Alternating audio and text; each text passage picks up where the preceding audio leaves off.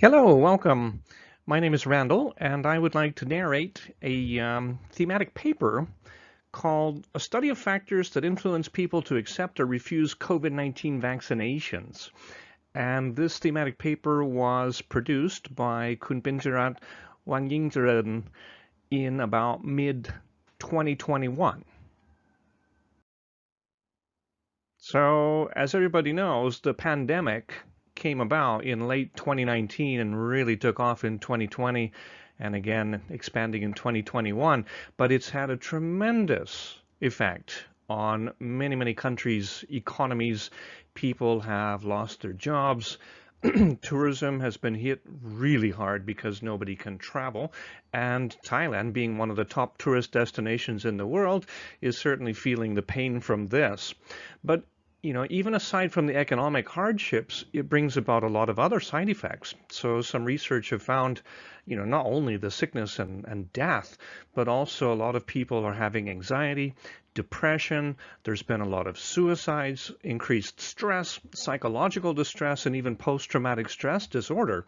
So this is a really, really serious, situation, not just from the sickness, but from all these side effects. So this research is about whether or not people feel interested in having the vaccine against the COVID-19 coronavirus. So since this hit really quickly and people had to scramble to figure out what to do about it because it didn't die out by itself. So the researchers started developing vaccines, and there were many different types of vaccines which came out. At the same time, whether you can find one or not, everyone's being encouraged to get a vaccination because they hope to achieve what they call herd immunity, or basically so many people are immune to the virus, it'll die out because it can't find any new hosts. Now, throughout history, there have always been some people who are afraid of having vaccines or vaccinations. But in this case, people felt, hey, these are new technologies like mRNA or DNA. We've never seen this type of vaccine. And then the testing was really rushed because, of course, they want to start using it as soon as possible.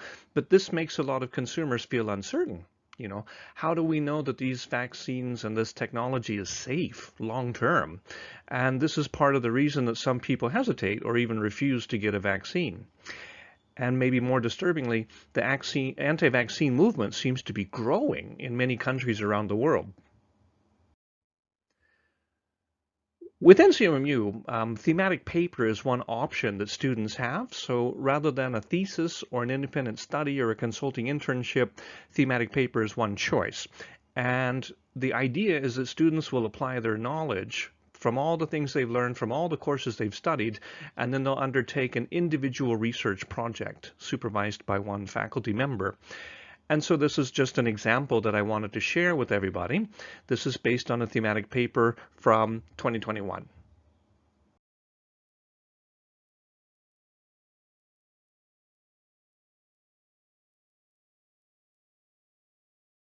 So the basic idea of this research was to explore what are the main factors or the main reasons which are causing people to avoid getting the vaccine versus those who want the vaccine.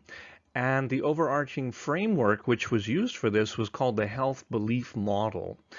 And this research then explores qualitatively whether people want a vaccine or don't want a vaccine and some of the reasons why.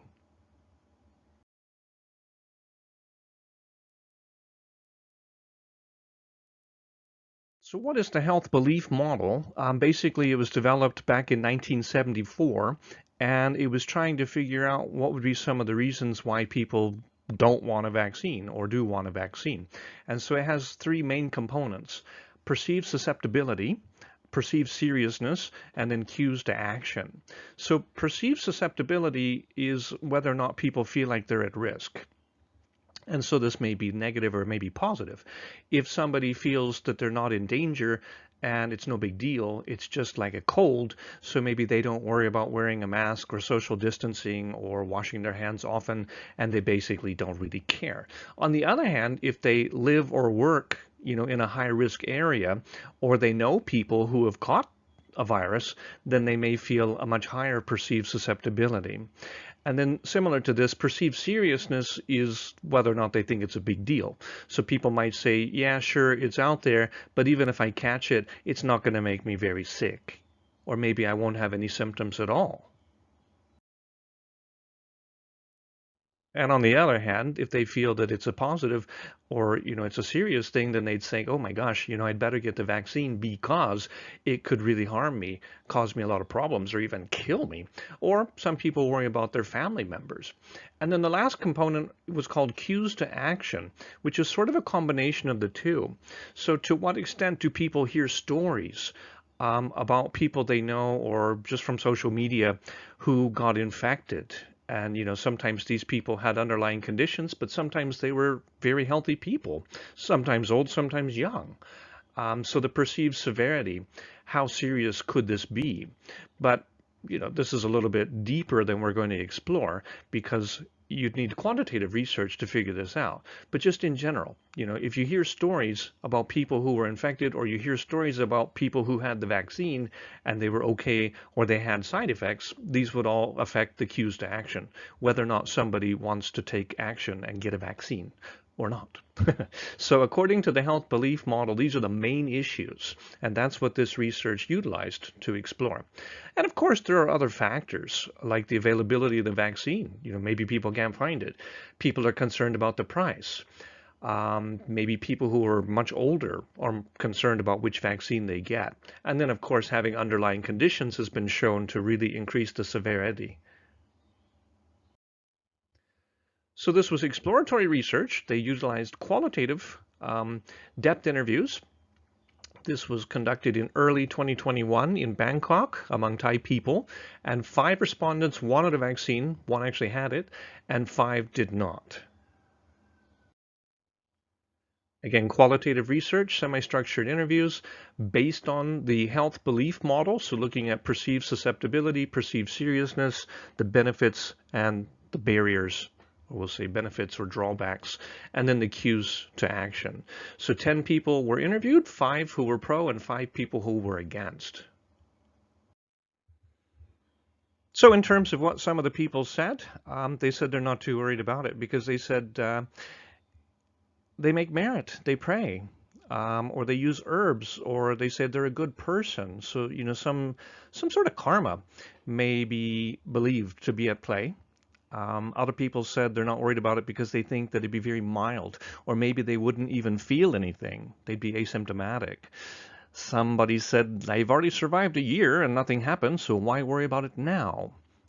Others said that the news always talk about how the young and healthy are not in danger. It's the elderly or those with underlying conditions.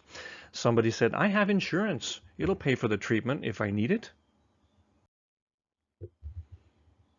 Not to go through these all, but you can read some verbatims translated, of course. But, some of the respondents were young, some of the respondents were older, even a medical doctor. But some pro, some con, some for, some against, which was the idea. So in terms of perceived seriousness, a lot of people said they're afraid of the side effects from the vaccine.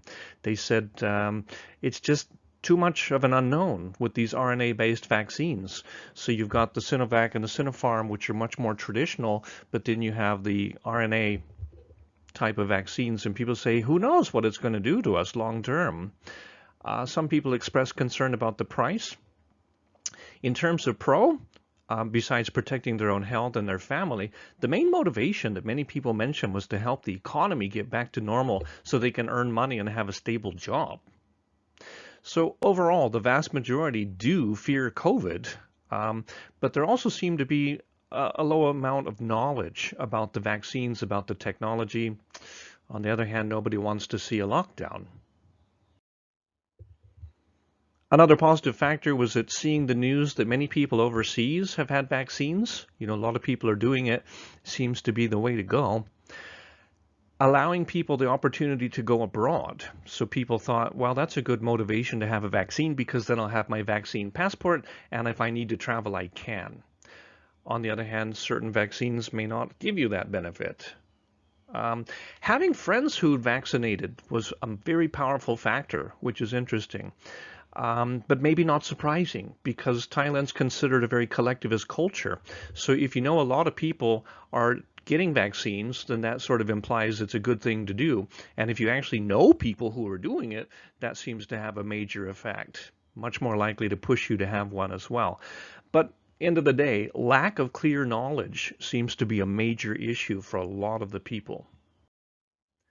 So in terms of recommendations, basically the government needs to find ways to boost confidence among the public. We're trying to reach what they call herd immunity, and that means we need the majority of people, at least 70%, should have vaccines so that the virus kind of putters out and dies. Um, Maybe if they advertise more benefits, not just for your health, but some of the benefits you can gain, like being allowed to travel, or maybe in the future we'll be allowed to go into restaurants or something like that. Specific types of functions, being able to waive the quarantine requirements when you go on trips. It's also recommended that the private firms be allowed to import vaccines because supply and demand, we desperately need more vaccines. Um, and also because a lot of people are concerned about the country of origin. So on the one hand, they're afraid of the RNA or the DNA vaccines, but on the other hand, they're perceived as being more effective than the Sinovac or the Sinopharm. So some people are kind of seeking out these imported vaccines, and they're still very difficult to find.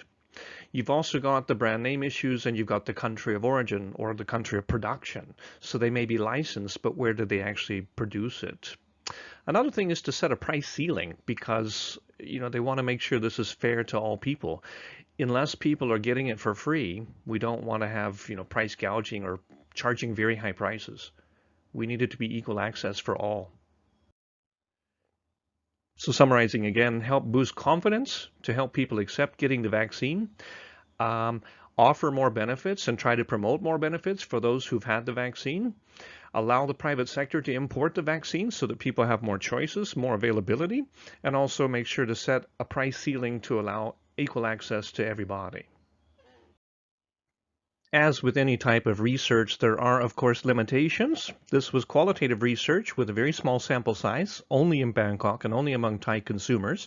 This does not allow for any kind of statistical analysis.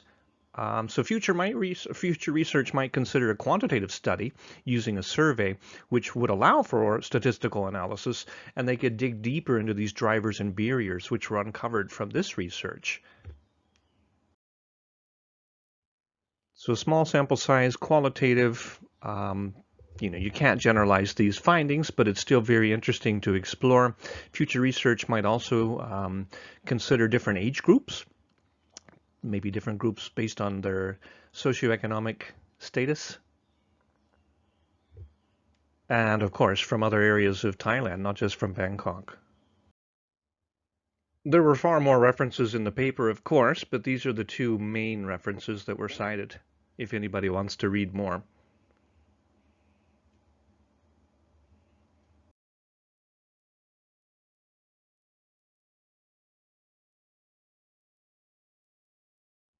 That's the end of the presentation, so thank you for your time and your interest.